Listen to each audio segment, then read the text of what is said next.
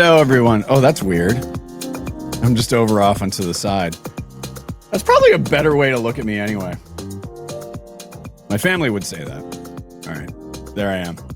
Hello. Hey, look at us. It is Thursday. And we got a little last minute entry into the fun today. And we got this work a few days ago. Well, was it a few days ago last week? We were in New York and Philly, and it was a little hectic. But we're gonna dig into some really, really good work here from Good Conduct in Denver here in a second. But I'm Doug Zanger. You know what? I'm just gonna do editor-in-chief. Let's just change that because nobody knows what an EIC is. And people have figured out that, there, that's more like it. And now let's put a comma in there. Look at this. Yeah. All right. So this hat, my son and I were traveling a little bit at the end of last year, and we went to Portland, Maine to see Tim Nudd. Yes, that Tim Nudd from Ad Age. And we had lunch with them at this place called High Roller. And so, yes, we had lobster. We were in Maine. The fuck? Of course you're going to have it. Of course you're going to have lobster. Or lobster. Sorry, I mispronounced it. But anyway, to all of our members, thank you so much for your support. This time last year, we had about 75 members. Now we're about 230. And so this is mission based. The brief is to build the global home for independent agencies. Our mission is to serve independent agencies and the brilliant people behind them. Our goal is more visibility for indies and more choice for marketers. And as I've been cleaning things up a little bit, things change over time, right? So this explains it a hell of a lot better than it did before. Still a little scrolly, but not too bad. So 5 key pillars: media and editorial, our community, celebration, that includes awards and events, consulting, 15-minute member sprints, consulting sprints.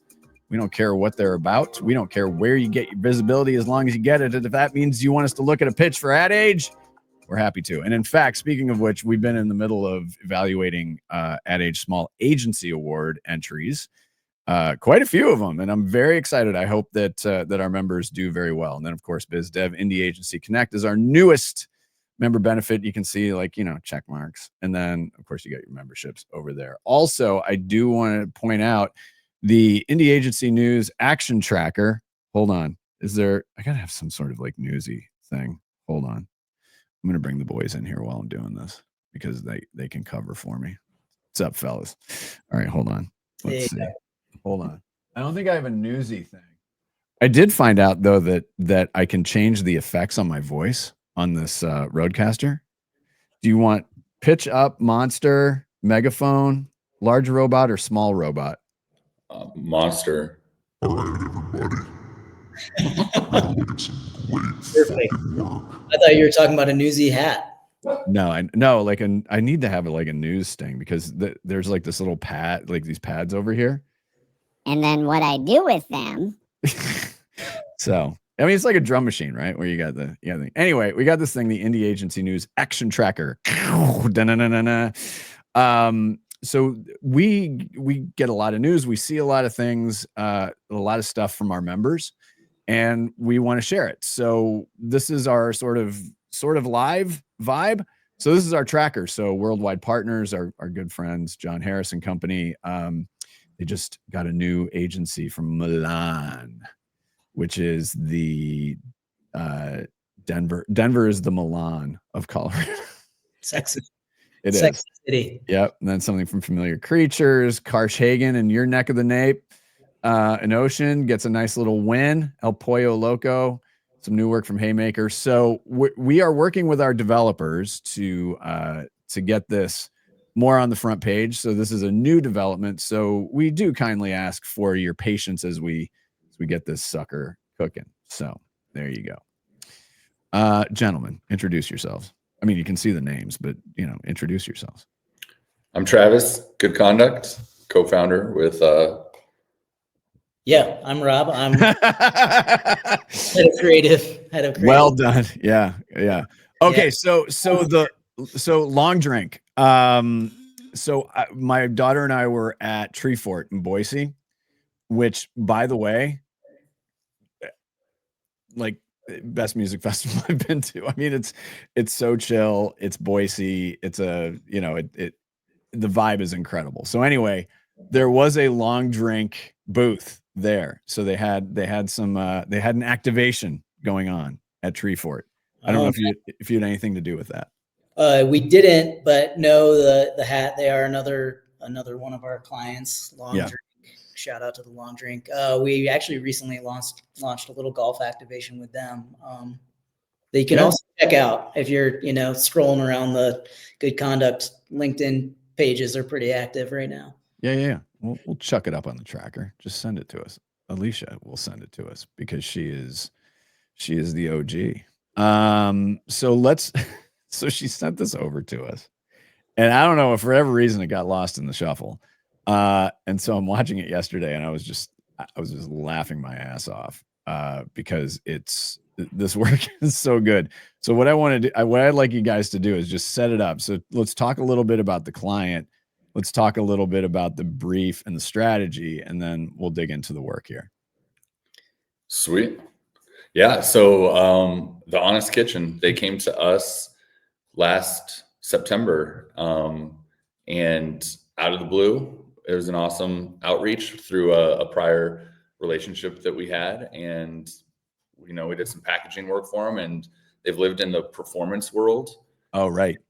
An extremely crowded category of pet food where, we have Fresh Pet spending buco bucks in Farmer's Dog. We got Farmer's Dog as well doing the same type of thing. And then you just have the mainstays of Purina and all the pet food that we've known for years and years. And so with that whole crowded category, doing their whole performance thing, they needed to figure out, hey, how do we level ourselves up and start to build on an emotional level with our pet parents and compete against these big dogs, no pun intended.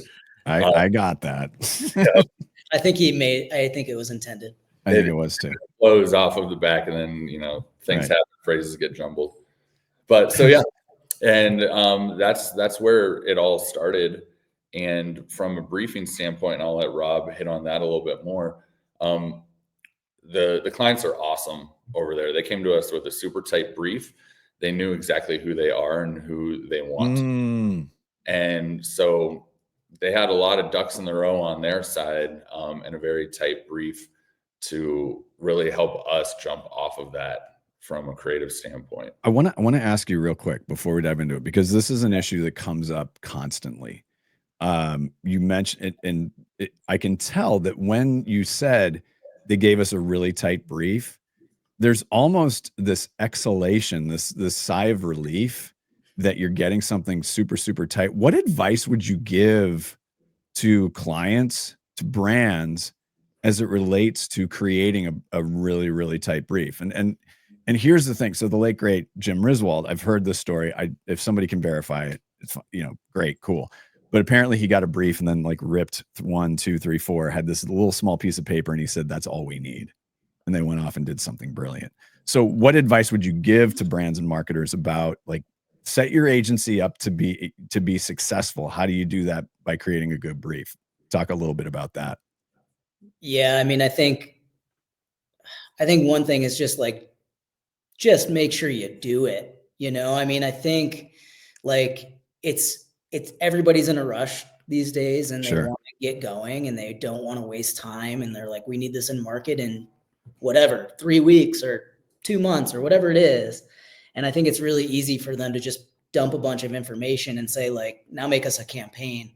And I think the point is that it's almost like a little counterintuitive that if you just do that, it's going to take more time to get to something good than it is if you take the time to put the right amount of effort in the brief in the beginning. Right.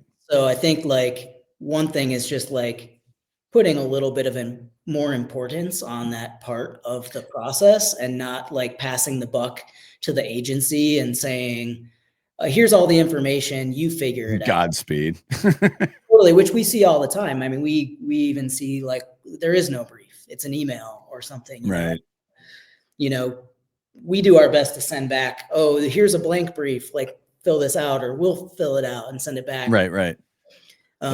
But I think it really the impetus like lies on the client to have to believe in it, you know. Right. We can do our best, but really in the end it's going to be right. whether they're going to do it or not. And that example that you gave, I feel like I've heard it before in the past. Yeah.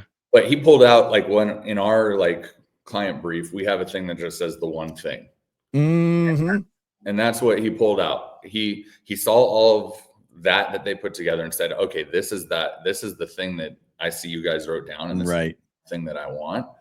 The same thing for us. It's like, hey, we're going to take all this information that you guys have historically, but where's the one thing you want to jump off of, or what you feel is most true about you? Right. And that allows us to do the work that levels you up. Befits your brand. So we got a good brief. Now go into strategy for us. Yeah. I will say, you know, it might have been the strategy that was really pretty tight with them. You know, they had done a fair amount of work that was strong, and they knew they wanted to be really authentic and transparent, like honest is in their name. So they were like, okay, like we know we want to be authentic and transparent about this like pet parent relationship. And so, you know, that gave us some vibes of like the whole, like, you know, bad mommy culture and like sharing that it's okay to like, you know, drink wine when you have a toddler and stuff like that. So that already gave us a little inspiration. But they also, you know, they knew they wanted to talk beyond their ingredients. They didn't want to talk about science. They didn't want to talk about the dog. They wanted to talk to the pet parent specifically, because they saw like a gap in the market there, where like all the other brands are talking about the dogs, like the dog's health needs, or like the dogs being, you know, descendant from wolves and or whatever. And so like nobody's really talking to the pet parent. So that was really inspiring. And they even knew that the parent-pet relationship was a complicated one. So there's like, okay, that was really like their one thing coming out of their strategy was like, hey, there's this sort of like complicated or even like messy relationship between pets and their owners, or owners and their pets. And it's not all, you know, sunshine and rainbows. And so, you know, the brief was sort of multi-leveled. It was like, talk to the pet parent. We're a human. They're the first human grade pet food, apparently. So like, there's that angle. And also like, there's this relationship between the pet and the parent, and it's a complex one. And like, how do we touch on that? And so that was we had a really compelling starting point between the brief and that strategy, and they just didn't know how to execute against it, which, you know, great. Like that's why we're here, you know? So, it was a really great place to start. All right. I'm going to bring a special guest in. Come here. Come on, Siki. Yes. All right. So we have a golden retriever. So so this is Ruby. She has no idea what we're going to see here, but we're going to watch this first piece of work, and then we'll talk about it. It's excellent. Here we go. Leon doesn't deserve the human-grade protein, real vegetables, and healthy whole grains in the Honest Kitchen dog food. Because Leon isn't a good dog. But let's be honest, he's getting that meal anyway. Because he really is a good boy most of the time. Yes, you are, Leon. The Honest Kitchen. Healthy, high quality, human grade. All right. Rating out of 5? I think it's like a 4.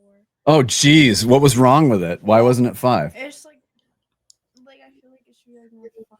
It is funny. No, but You're 13. No, it should show the dog like destroying stuff. No, I know, but maybe there's a supercut of it. Here, should we show number 3 because this is the one we live every day. I'm going to show number 3. Is that a dog? Is a dog jumping on the counter? No, but it's this. Watch. This is what drives mom crazy. Here we go. Dottie doesn't deserve the Honest Kitchen's dehydrated dog food, made from human-grade ingredients like ranch-raised beef. Because Dottie has not been a very good dog. But let's be honest, you're going to feed her that meal anyway. Because we still love you. Yes, we do. Dehydrated dog food by The Honest Kitchen. Healthy, human grade, ready in 3 minutes. That was 5 out of 5. One was bad. Okay, jeez. Here's your focus group, boys. What's she All right. saying on that one? Yeah, that one we live every day. Speaking of which, can you go let the dog out back? All right. We'll take the 80%. It's okay. Nothing like kids and teenagers to bring you back down to earth real fast. I know, right? We live that second one. We live that constantly. Our backyard gets pretty muddy. Yep. So Belle runs in and it's all of that. What I want to talk about a little bit on the the craft side of it. So the things that stood out to me, and we're going to talk about working with dogs here in a second, because I do want to show the second one here in a second. Actually, no, do we want to do shag or drool next? I think drool. I think we can. Whatever you want. That's the outlier. Okay. Sure. All right. Well, then we'll do shag and then we'll do the outlier. So first of all, the casting on the VO was excellent, right? And then the other piece of it is the payoff. Oh, is it good boy? That is not easy to pull off in a way that sounds organic or natural. So talk a little bit about that casting and how that came about. Yeah. It's one of our favorite details of the campaign, was that turn. So, even when we were working to come up with the idea of that, we really wanted to reflect in the voiceover, like how we all treat our animals, right? Mm-hmm. You're pissed at them, but you're pissed for like 10 seconds. Right? And then you're like, okay, I'll give you a treat. Right. Which I did earlier, by the way. Yeah, totally. So it was really funny because when we were in the rough cut stage and post, we were using just like a placeholder AI scratch read. But then the editor had to lob in that like cutesy dog parent voice because couldn't get the AI to do it. And it was even more like contrasting. And it was just like, we were laughing the whole time in the edit booth.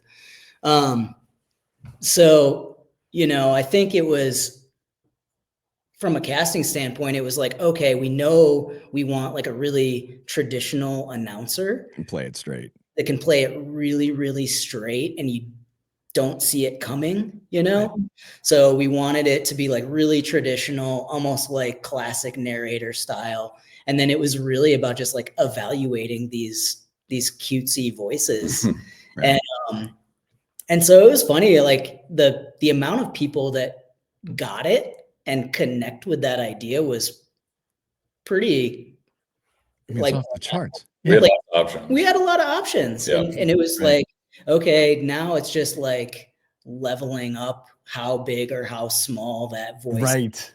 Yep. So during the record, which was just like a marathon VO record, it was like there was some question about how wildly cute the voice should get. Right.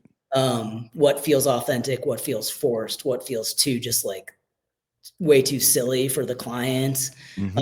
So we had these like, okay, we're going to record the cutesy voice on a spectrum of 1 to 10.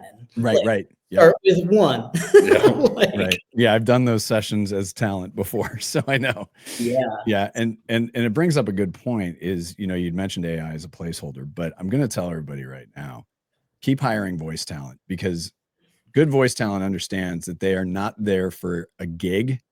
And if you're hiring voice talent that's there just because they want a gig, just run away. You want to hire voice talent that knows that their talent is helping a brand grow.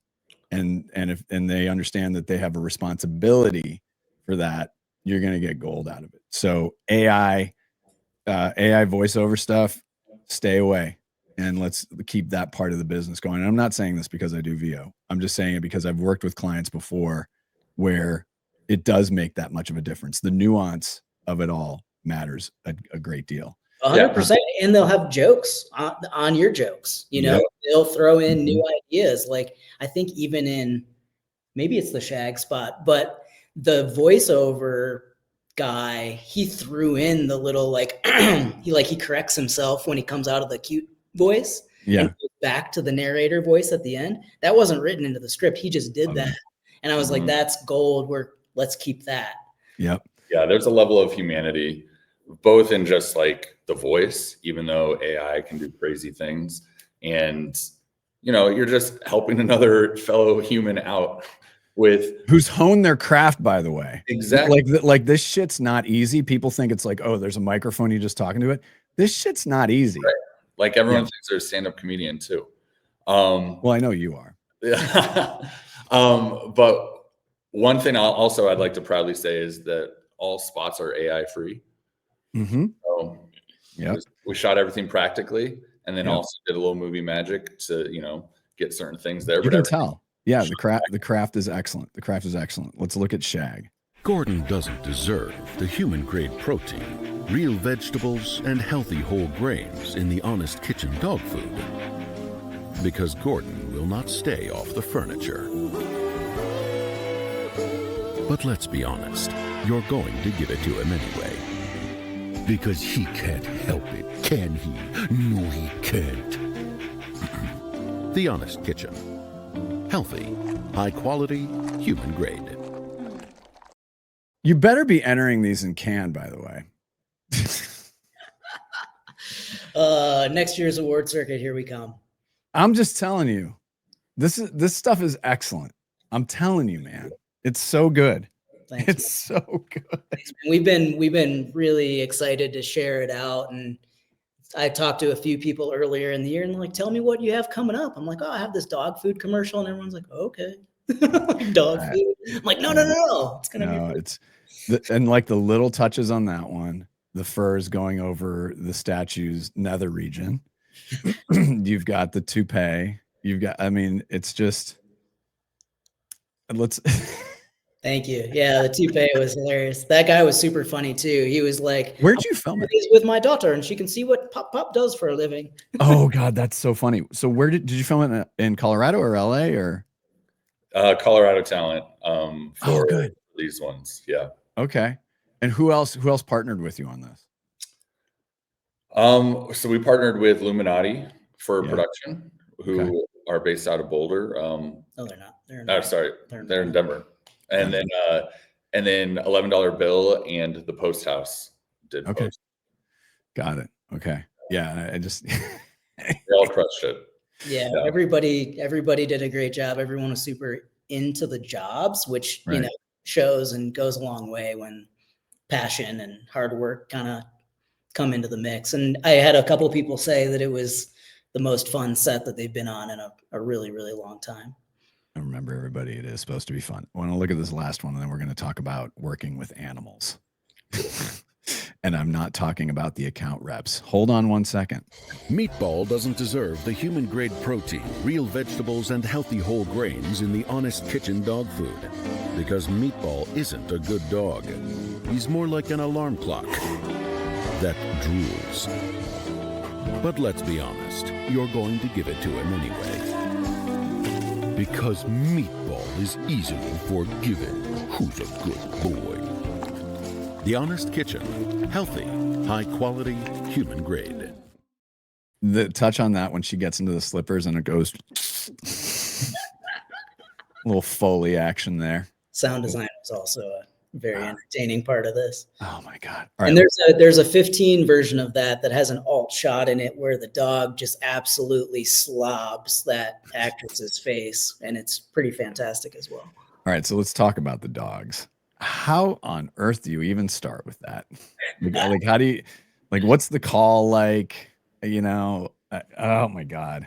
You know, it's funny because somebody else asked us the other day, from LBB. They said like, oh, they say don't work with dogs and kids. And, you know, I said, well, it's pretty hard to not work with a dog when you're doing a dog food commercial. Right.